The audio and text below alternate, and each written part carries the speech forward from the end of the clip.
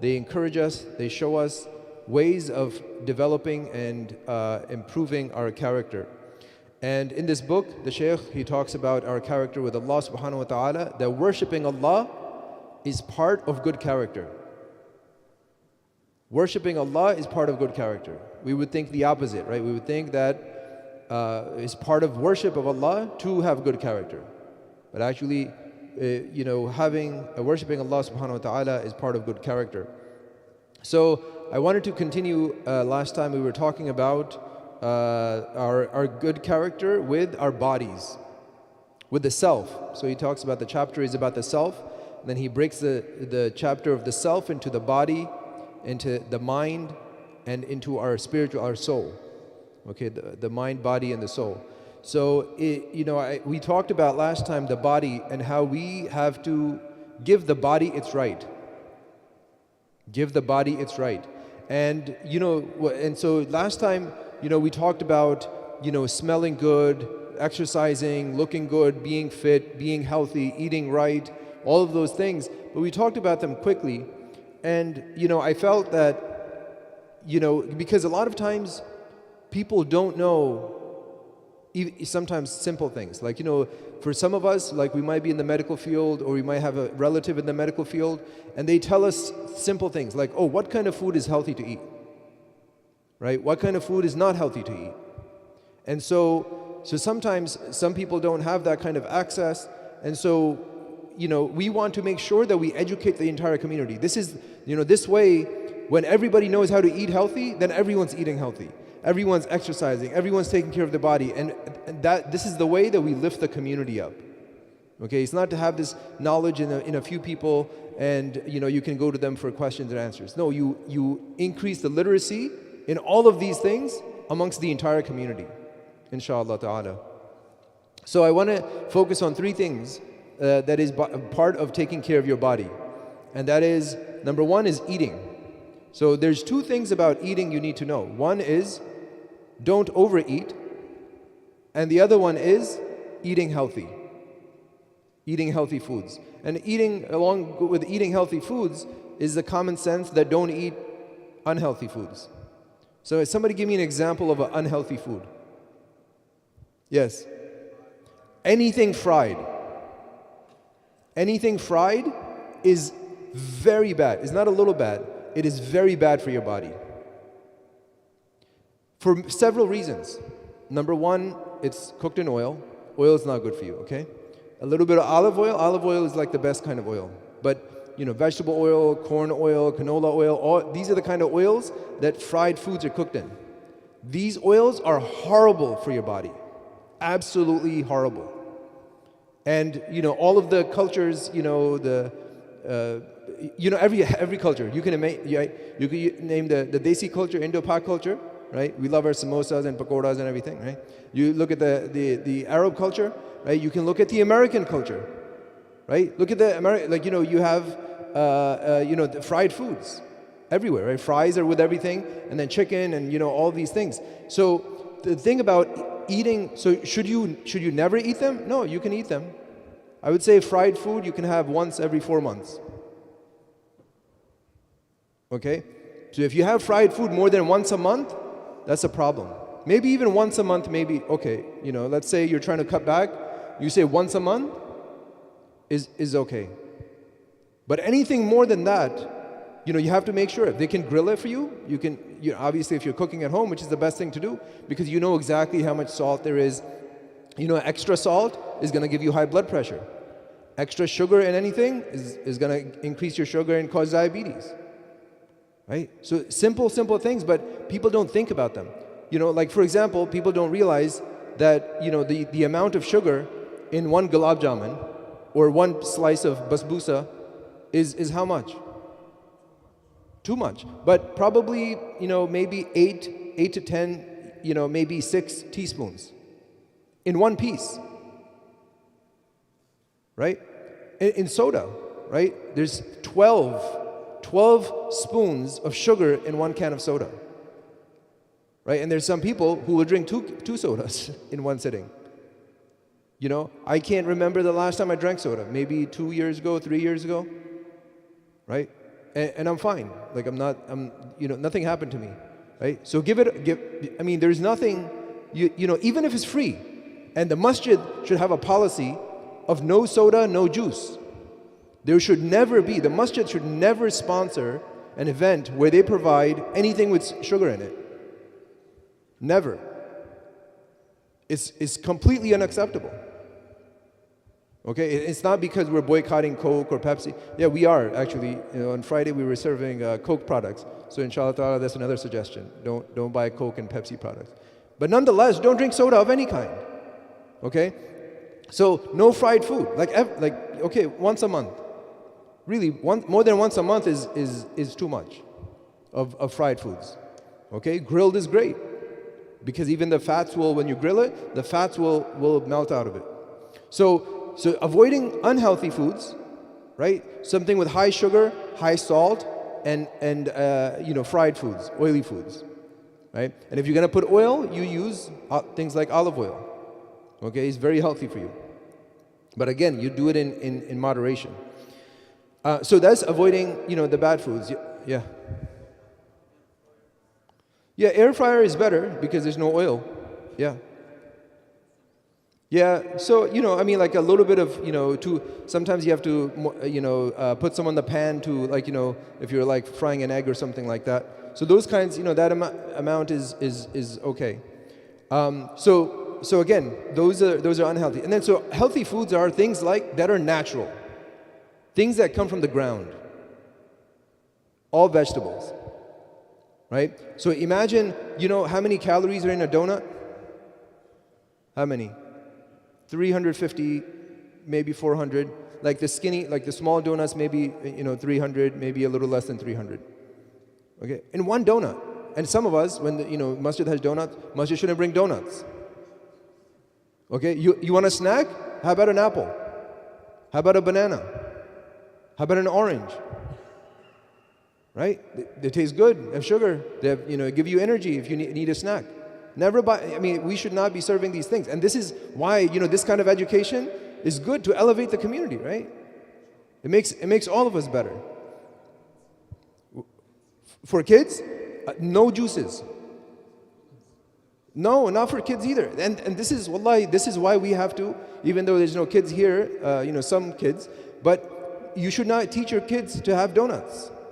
My kids, for example, will have a donut maybe every couple of months, maybe every 3 months, something like that. But we might make a cake at home, but we know how much sugar we put in it, right? So when you make a cake, it's not you have a cake every day. No, every maybe on the weekend, you make one cake and, depending on the size of your family, you make a cake according to that size. You don't make a huge tray and then you keep eating it the whole week, right? So maybe on the weekend, maybe every other weekend, you can have something like that. But it's not something that should be every day. Sugar should not be given to kids every day. Juices are very, very bad.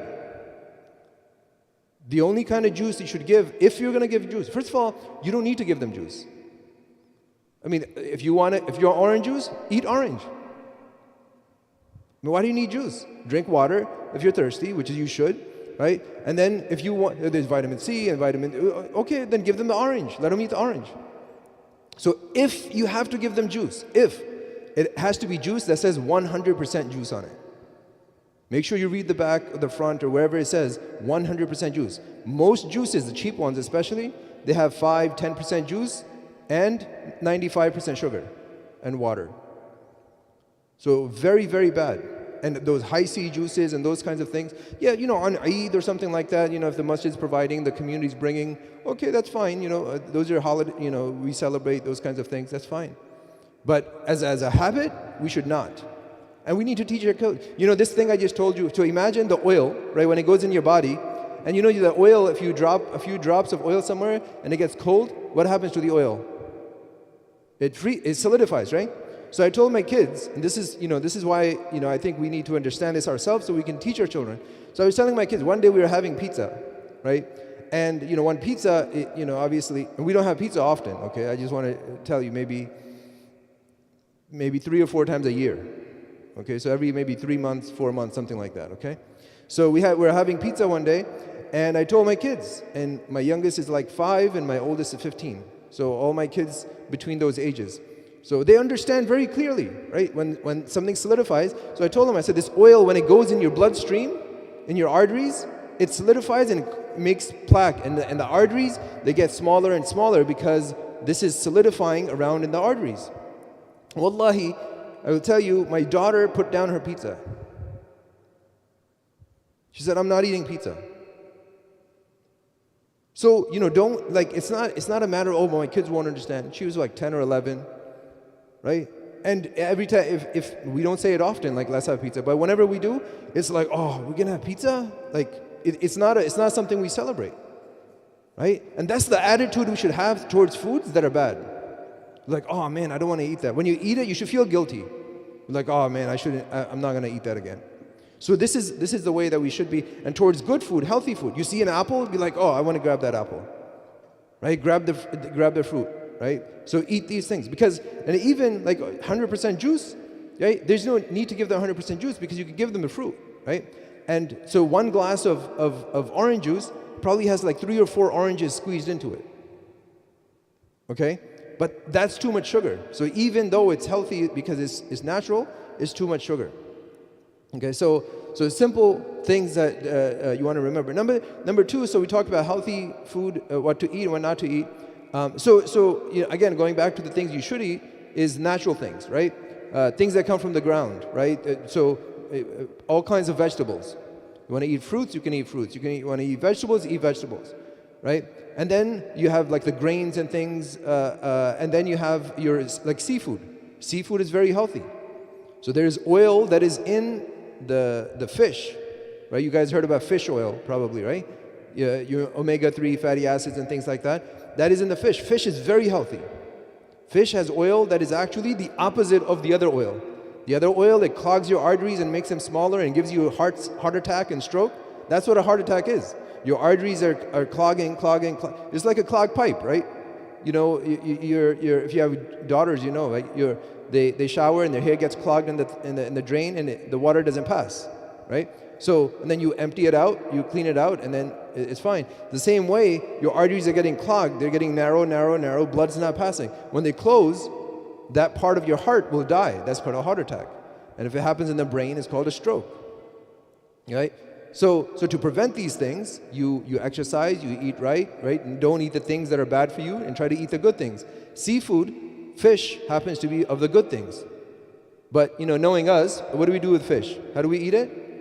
We fry it, right? So this is the kind of logic that we have. So grill it, cook it anyway. That's safe. You bake it. Baking is great. Bake fish tastes very good. And when you bake it, call me. Let me know. I'll drive by. So number 2 is overeating, right? So you imagine your stomach. Somebody told me, and again, the thing about the stomach is elastic. So your stomach is about the size of your fist. Right now, if you ate already, it's probably a little bigger right now. Okay, because it's like a balloon, it stretches. The more you put in it, the more it keeps stretching. But then when it's empty, it's kind of like the size, but it's like a balloon. So that if you keep putting more food in there, it's going to keep stretching. So think about, look at your plate, right? Say, what kind of person you are. If you're 6'6" and 300 pounds, you're going to eat a little more than somebody who is, 5'5" and, 120 pounds. So you look at obviously your size and imagine how, how much food you need. You make your plate. And you have to tell yourself, you look at your plate and say, this food is enough for me. This is something, I struggle with also, but, you try it, right? You tell yourself, this food is enough for me. I don't need a second. Because if you don't look at your food and say that and understand it, then when it finishes, you say, I think I didn't take enough the first time. And then you're going to take more. But practice that and tell yourself, you drink water and you try to fill your stomach that way also. But, avoid overeating. And overeating is something that the Prophet ﷺ prohibited us from. And last time we shared a couple of a hadith of the Prophet ﷺ and one of the sayings of Umar ibn al-Khattab radiyallahu anhu. Number 2 is to exercise. So I'll mention this quickly. I just came from a conference, and subhanAllah, interestingly, the topic aligned so well with the topic we were talking about last time. You remember how I was telling you, your brain gets better and stronger when you exercise. So there's like a major breakthrough at this conference that I went to, and one doctor, he was talking about how there's abnormal, basically you could say proteins or toxins in the brain that accumulate. They cause dementia, they cause Alzheimer's, they cause Parkinson's, they cause all these diseases. When you exercise, there's an enzyme that your muscle releases. There's an enzyme that your muscle releases, and that enzyme, when it gets to the brain, it clears those accumulated plaques and proteins. And subhanAllah, this was like, at the conference, this was like a wow moment. Like, in the medical field, like we've been waiting for, like, if you could clear one of those proteins, it would be a major breakthrough. But like this was one of those, very big findings. And again, there's so many benefits of exercising. Exercising is good not only for your mood. So if somebody has like anxiety problems or depression problems, their therapist, their doctor will tell them, go walk, brisk walk for 20 minutes. Why? You get fresh air, right? And then as you're walking, you're thinking out your problem sometimes. Like you think about the solution to your problem, you think about, and wallahi, like, every time, I'm like walking or running or something like that, like, like these great, like good ideas will come to me.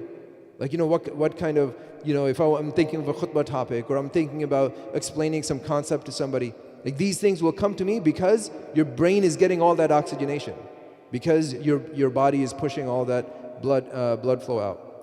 It makes your muscles stronger, it helps your mood. And then number three, the third thing I want to talk about, and this is probably the most important and the one that the youth will neglect the most, is sleep. Because we feel like, dude, come on, I'm Superman. 4 hours is fine, I can function, right? So subhanAllah, I was just listening to a talk, and I encourage all of you, right, especially if you're under the age of 25, to listen to this talk. It's a TED Talk. Just type in TED Talk, sleep is your superpower, okay? And don't do it now, just listen. And listen to this talk, and this guy will tell you that when you sleep right, or when you're sleep deprived, the important hormones in your body, this is attention to the young men especially, the hormones in your body that are necessary, like testosterone, they go down. So it affects your ability to be a proper man. Your hormones that are very important for your body and your development and your future, you're losing them. Similarly for sisters, their hormone levels will also fluctuate depending on sleep deprivation. Another point is your immune system, and subhanAllah, the amount of, I can tell you about the studies, but basically they find that if you sleep deprived people, their immune system will go down. They'll just look sick all the time. They're like, they always have a cold. Why? Because the simple viruses that are floating around, it will make them sick. Your body fights those infections if you have a good immune system. How do you build your immune system? By sleeping. Right? Sleep deprivation causes cancers, leads to cancers. Sleep deprivation leads to cancers. So sleep deprivation causes mood problems, causes you anxiety, causes you stress, right? And so there's so many issues. And one study, subhanAllah, this I saw in a recent conference also. They were talking about there's a glymphatic system in the brain. So you know how your liver and your kidneys, they clear out the toxins in your body? There are toxins in your brain, and they get cleared out. And we'll close with this point. They get cleared out when? While you're sleeping. So when you're sleep deprived, you have a higher risk of strokes, higher risk of heart disease, higher risk of dementias, of memory problems, of all kinds of neurological problems, of anxiety, of depression. You're always irritable, right? So people who are well rested, they're calmer, they're cool. It's hard to upset them because they're just relaxed. And so these are things that like we need to. And this is not something. So I'll tell you another one scientific thing, and then we'll close. They sleep deprived an animal for one night, okay, and they injected toxins into the body, And they saw how many days of sleep it would take to clear those toxins out. And then they compared it to an animal that they also inject the toxin, but they didn't sleep deprive that one. So one night of sleep deprivation, one night. And this is why, the young men and young women, we always think, we can stay awake and watch a movie and relax and hang out. And so one night, and they followed that animal and they tested that toxin, even though it was clearing it, even 4 weeks later, one night of sleep deprivation, and then every day the animal was sleeping 8 hours, 8 hours, 8 hours. Just missed one night. That toxin was still not cleared from the body, because it was built up just from one night of sleep deprivation. So imagine depriving yourself every night, and then, on the weekend you crash. Yeah, you should catch up on the weekend and things like that, but it's very important to make sure that you stay on top of it. Yes.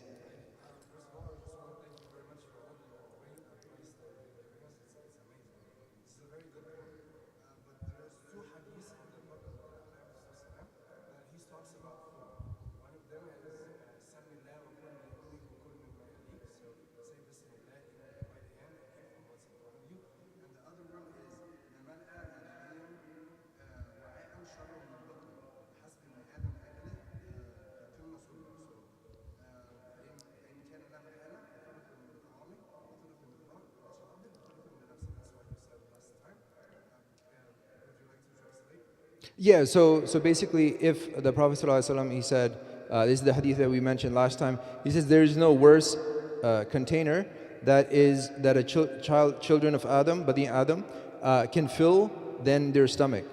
And then he says, but if you must fill it, then fill it with 1/3 water, 1/3 food, and allow 1/3 for air. So what's your question? I didn't. Oh, you mentioned it. Jazakallah khair. Jazakallah khair. Jazakallah khair. Jazakallah khair. Good. And so, this is your body, right, has this right over you that as long as you're not neglecting your fard, you have to take care of your body. Okay, so don't sometimes we're volunteering, sometimes we're doing this and that, and for the MSA or YM or masjid or activity or community, and then we stay up like 3-4 hours at night. No, I mean that you need your sleep. So if you can't do it during the day, do it properly, then you need to let somebody else handle it, right? Because you need to take care of yourself. May Allah subhanahu wa ta'ala give us the tawfiq to educate ourselves about these simple things that make a huge difference, not only in our dunya but also in our deen. May Allah subhanahu wa ta'ala accept all the good and forgive our shortcomings. Jazakumullahu khairan. Assalamu alaikum wa rahmatullahi wa barakatuh.